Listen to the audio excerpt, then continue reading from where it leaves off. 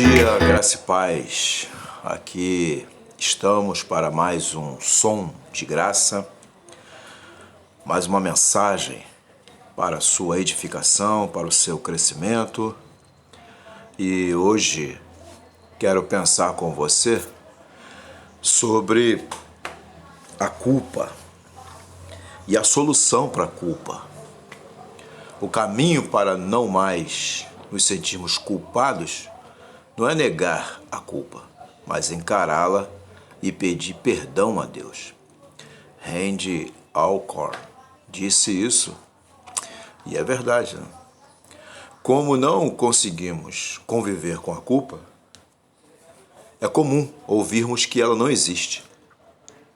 Esta negação se disfarça de explicação. Chegamos atrasados porque o trânsito estava pesado, não porque não saímos cedo o suficiente. Xingamos um desafeto porque estávamos sob pressão, quando na verdade somos ou fomos grosseiros. Nosso time perdeu porque o juiz nos prejudicou.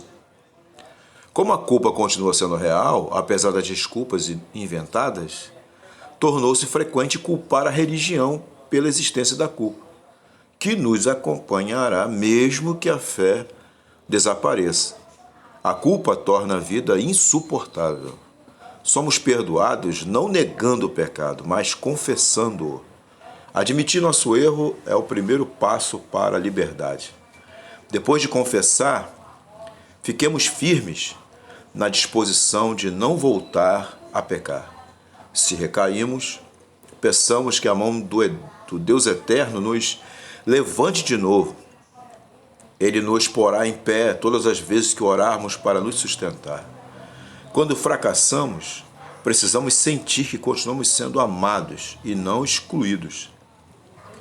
Talvez as pessoas cancelem nossa amizade, mas o Deus eterno não nos bloqueia.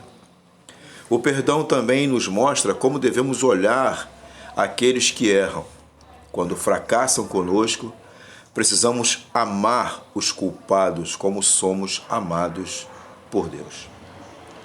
Anote na sua mente e no seu coração: quem encobre as suas transgressões jamais prosperará, mas aquele que as confessa e abandona alcançará misericórdia. Deus te abençoe, Deus te fortaleça, Deus te ajude nessa grande caminhada. Que o Senhor te ajude a lembrar, né, que somos um projeto em construção. Portanto, os erros aí na caminhada podem acontecer, mas se acontecer, sabemos que temos um advogado, sabemos que o caminho, o passo para a liberdade é a humildade. Humildade para reconhecer, confessar, abandonar e seguir em frente com a graça e o perdão do Senhor.